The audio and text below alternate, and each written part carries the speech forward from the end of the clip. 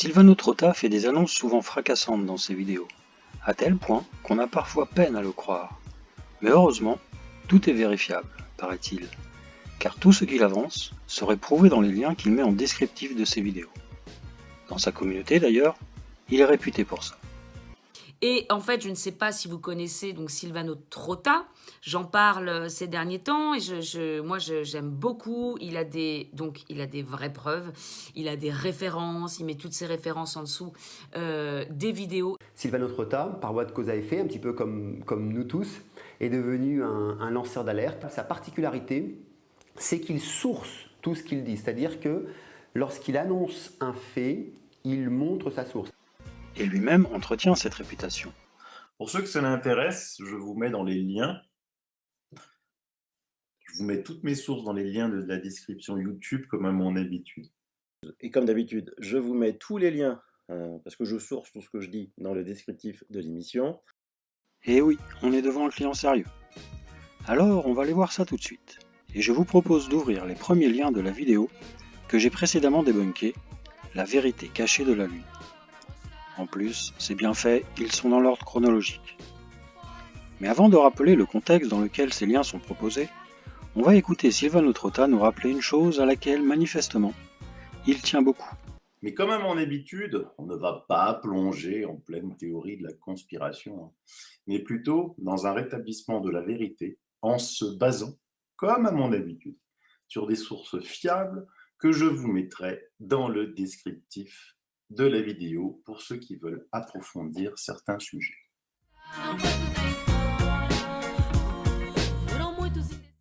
Le premier lien arrive à la 21e minute. On va laisser Silvano Trotta nous présenter le contexte. Bien, revenons à Étienne Trouvelot. Durant la nuit du 20 février 1877, il voit dans le cratère Eudox un mince rayon lumineux tendu en travers du cratère. Il en décrira plein d'autres. Par exemple, le 23 janvier 1880, dans le cratère Aristarque, et des observations de ce genre, il y en a depuis la nuit des temps, il y en a des dizaines de milliers depuis l'invention de la lunette de Galilée. De nos jours, on les appelle LTP, phénomène lunaire transitoire, et personne ne sait ce que c'est. Il nous parle donc des LTP, qui consistent, selon la définition de Wikipédia, en l'apparition d'une lumière ou d'une modification d'aspect de la surface lunaire pendant une courte durée. On ne va pas entrer plus en détail dans le sujet, ce n'est pas le propos de cette vidéo. On va juste débunker le lien qui arrive bientôt. La NASA, elle-même, a édité un fascicule d'une 50aine de pages sur le sujet intitulé Chronological Catalogue of Reported Lunar Events. Je vous mets dans les liens pour ceux qui voudraient le consulter. On voit ici, par exemple, dans ce même catalogue, quelques lieux de PLT répertoriés par la NASA. Ce catalogue compile 579 observations entre 1540 et 1967. Le voilà. Avant de consulter ce lien, qui est donc un recensement par la NASA des LTP observés sur 400 années, on va finir d'écouter ce que Silvano Trotta nous en dit. Mais ce catalogue n'est qu'un ridicule petit condensé. Beaucoup d'observations n'ont pas eu le droit d'y être mentionnées. Pour vous donner un ordre de grandeur, pendant la moitié du 19e siècle, la Société astronomique de Grande-Bretagne a enregistré, tenez-vous bien, 1600 événements lunaires sur une période d'à peine 2 ans, en utilisant un télescope de 30 cm de l'Observatoire Royal de Greenwich. 1600 en 2 ans pour les Anglais, avec un télescope, 579 pour la NASA en 427 années et des milliers de télescopes. Cherchez l'erreur. Eh oui, cherchons l'erreur, car là on comprend assez bien que la NASA nous cache des choses.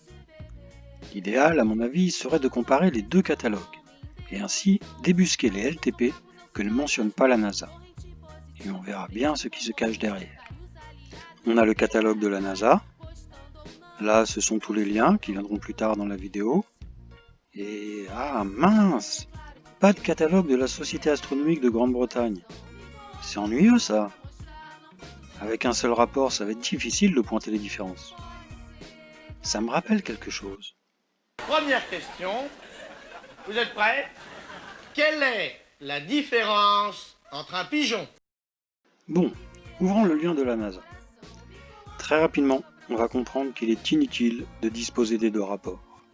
Car ici, la NASA précise qu'elle ne prétend pas recenser tous les événements lunaires, mais qu'elle n'en cible que certains et qui ont certaines caractéristiques. Par exemple, bon, c'est en anglais, mais je vous propose une traduction. L'objet de ce catalogue est de fournir une liste des documents historiques et modernes qui pourraient être utiles dans la recherche d'activités possibles sur la Lune. C'est déjà une première limite. Un peu plus bas, un événement lunaire est ici défini comme un changement temporaire, qui ne serait pas dû aux conditions d'éclairage, de l'apparence d'un phénomène lunaire impliquant une zone limitée, généralement de quelques kilomètres de dimension. Et plus précisément encore, nous avons éliminé les événements qui, en raison d'effets spéciaux de lumière, de réflexion et de changements causés par la libration, sont considérés comme faux. Voilà, tout est dit Sylvano, il n'y a pas de cachotterie, pas d'erreur. Ce rapport ne relate pas tous les événements lunaires, mais seulement ceux qui répondent à certains critères. Et surtout, qui ne sont pas des illusions d'optique. Car effectivement, on le voit dans cet article de Futura Science sur les LTP, les statistiques réalisées par la fameuse Association astronomique de Grande-Bretagne sont éloquents. Seuls 2% des rapports d'observation, c'est-à-dire 53 sur 2806, rédigés entre les années 1700 et 2010, font état de véritables LTP. Donc absolument rien d'anormal qu'il n'y ait que 500 et quelques observations répertoriées dans le rapport de la NASA.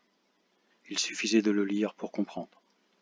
Et c'est ainsi que le mystère auquel Silvano Trotta voulait nous faire croire se dissipe à la lecture de ce premier lien. Ça commence bien.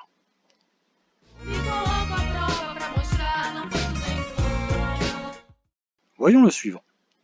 Avant, je dois vous rappeler que dans sa vidéo, Silvano Trotta tentera de prouver que la Lune a été créée bien avant la Terre, et dans une région très éloignée.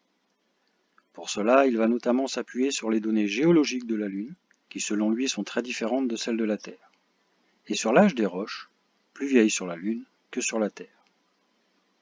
D'ailleurs, pour lui, cette idée est courante dans les années 70. Il était communément admis dans les années 70 d'une Lune beaucoup plus vieille que la Terre. Oh là là là là là, quelle hérésie! Mais nous allons voir que ce n'est pas si hérétique que cela, car fort heureusement, la NASA se donne elle-même le bâton pour se faire battre. Écoutons-le maintenant introduire ce deuxième lien. Or, que disait la NASA en 1970 par exemple? Je vous mets dans mes liens le descriptif que vous pourrez aller voir. Il dit: un récent communiqué divulgué par la NASA informe que selon les premières analyses, les roches lunaires comptent 4,6 milliards d'années. En surface de la Lune, on trouve des roches plus vieilles que la plus vieille des roches terrestres, datant de 3,4 milliards d'années, ce qui donne une différence de 1,2 milliard. Allons voir ça.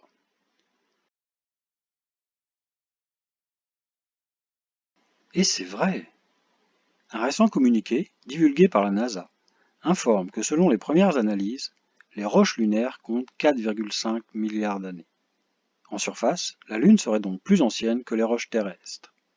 Par une simple soustraction, on voit une différence de 1,2 milliard d'années. Et pourtant, la Lune est, selon les théories couramment admises, fille de la Terre. Et cette différence devait bien embêter la NASA. Bien entendu, par la suite, la NASA essaiera de s'en sortir par des théories fumeuses comme quoi les plus vieilles roches terriennes étaient sans aucun doute enfouies profondément. Certes, mais bon, la plus vieille roche terrienne, même enfouie, est plus jeune de 1 milliard d'années qu'une roche à la surface de la Lune. Voilà, Trotta ne nous dira rien de plus sur ce rapport. On voit qu'il ne retient que la différence d'âge entre les roches, et c'est normal, car c'est un de ces deux arguments phares pour nous prouver que la Lune est plus vieille que la Terre. C'est qu'on trouve sur la Lune des roches plus vieilles que sur la Terre. Mais si l'article dit bien qu'en surface, les roches lunaires sont plus vieilles que les roches terrestres, il ne confirme absolument pas que ce serait la preuve que la Lune est plus vieille. Au contraire, l'auteur soutient l'hypothèse que notre satellite naturel, de masse plus faible, se refroidit beaucoup plus rapidement que la Terre. Autrement dit, Les roches lunaires se trouvaient déjà extérieurement consolidées, alors que la Terre était encore entièrement en état de fusion. C'est clair, et on lit ça dès le 3e paragraphe. Ce qui est amusant, c'est que dans la phrase qui suit, les 1,2 milliard d'années qui intriguent tant Trotta sont également expliquées. Il évalue à 1,250 milliard d'années le temps de refroidissement de la Terre, alors que la phase analogue dans la vie de la Lune n'aurait duré que 15 millions d'années. Il semble donc que Silvano Trotta n'ait pas lu l'article au-delà de la première phrase, puisque l'explication arrive dès les paragraphes suivants et infirme ce qu'il prétend. À moins qu'il ne sélectionne que ce qui l'intéresse, en prenant bien soin de passer sous silence les arguments qui le dérangent. Cela démontre la puissance énorme de la désinformation. Moche. Parenthèse. Dans sa tentative de nous faire admettre que la Lune est plus vieille que la Terre, Silvano Trotta va faire monter les enchères. En 1973, le très sérieux journal d'astronomie de Harvard, Sky and Telescope, rapporte que lors d'un colloque concernant la Lune, une roche lunaire avait été estimée à, tenez-vous bien, 5,3 milliards d'années. 5,3 milliards d'années. Là, vraiment, c'est chaud. 5,3 milliards d'années, c'est avant la naissance du système solaire. Et effectivement, si c'était vrai, ça remettrait pas mal de choses en question. Alors on va se précipiter sur le lien pour en avoir le cœur net. Eh bien non, pas de lien.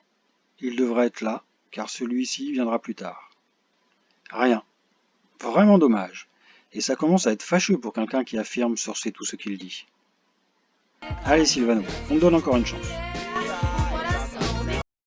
La poussière lunaire entourant ces roches serait elle-même plus vieille de 1 milliard d'années encore. L'analyse chimique a montré que sa composition différait totalement de celle de la poussière environnante. À propos de cette poussière lunaire, on ne connaît toujours pas sa réelle composition, car figurez-vous que Rachel Caston et son équipe de l'école de médecine de l'université de Stony Brook aux États-Unis ont exposé des cellules pulmonaires humaines et des cellules cérébrales de souris à des échantillons de cette poussière lunaire. Soulignons la cohérence de Trotta. Dans la même phrase, il dit qu'on ne connaît pas la réelle composition de la poussière lunaire, mais aussi qu'on connaît sa composition, qui diffère de la poussière environnante. Passons. Retenons que selon lui, la poussière est plus vieille de 1 milliard d'années, qu'elle est différente de la poussière environnante, et qu'on ne connaît pas sa composition. Et poursuivons. Ils ont alors découvert que jusqu'à 90% des cellules pulmonaires humaines et des neurones de la souris étaient détruits une fois exposés. Là aussi, je vous mets un lien, bien que vous puissiez trouver cette source d'information facilement sur des nombreux médias sur le net. Allons voir le lien. C'est un blog.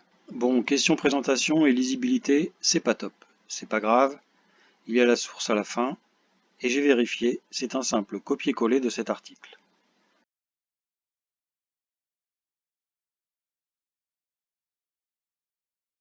Là, c'est déjà plus clair. Donc, dans le premier paragraphe, il est précisé que dans le cadre des futures missions lunaires, il est important de connaître les éventuels effets de la poussière lunaire. Ici sont rappelées les origines de cette poussière. Là, on retrouve ce que nous dit Trotta, à savoir les effets particulièrement délétères de la poussière lunaire.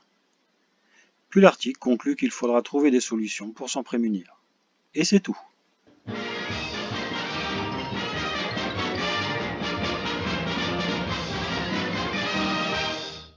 Pas de mention de l'âge de la poussière lunaire, pas d'évocation d'une différence avec la poussière environnante, aucune mention de sa composition. On va faire bref, un lien pour faire joli. Ok. Allez, on s'en fait un petit dernier avant de nous quitter ?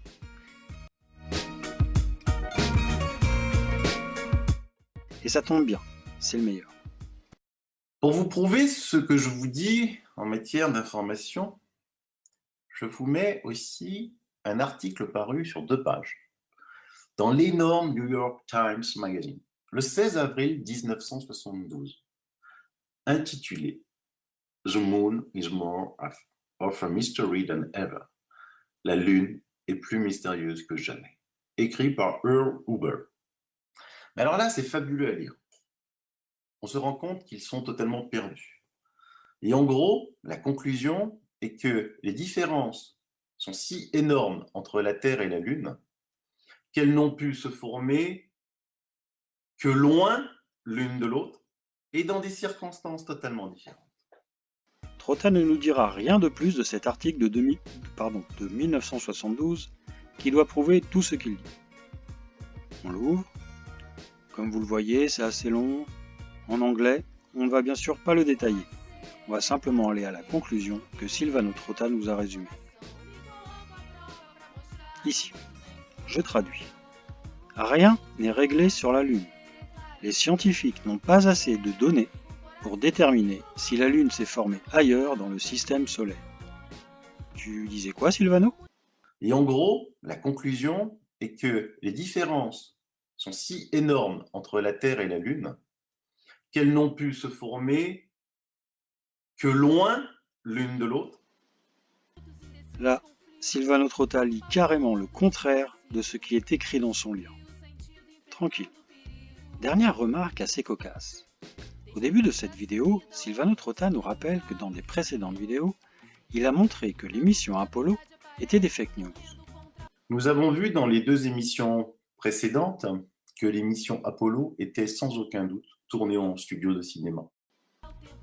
Pourtant, le lien qui est censé prouver tout ce qu'il dit s'appuie justement sur les nombreux échantillons et mesures rapportés de la Lune par les astronautes des premières missions Apollo. Comprenne qui pourra. Voilà, sans compter les absents, on a vu les 4 premiers liens de la vidéo. 2 invalident ce qu'énonce Trotta, 1 ne sert à rien, et le dernier le contredit. On va s'arrêter là, je crois qu'on en a assez vu, et comme dirait Silvano Trotta, Il faudra une émission entière consacrée aux techniques de désinformation pour bien comprendre cela. pour conclure, soit Silvano Trotta ne lit pas jusqu'au bout les sources qu'il cite, ou alors il n'y comprend rien, et dans ce cas, il est incompétent. Soit il sait que ses sources ne vont pas dans son sens, et il parie sur le fait que ses auditeurs n'iront pas les consulter. Et c'est un menteur. Tu ne nous laisses pas le choix, Silvano. C'est soit l'un, soit l'autre. Et dans les 2 cas, c'est pathétique. Là, on touche à la fois le cœur et la solution du problème. Merci à tous ceux qui m'ont suivi jusqu'ici, et à bientôt. Motivo pra manter a plena atenção, ácido na sinopse da nossa condição.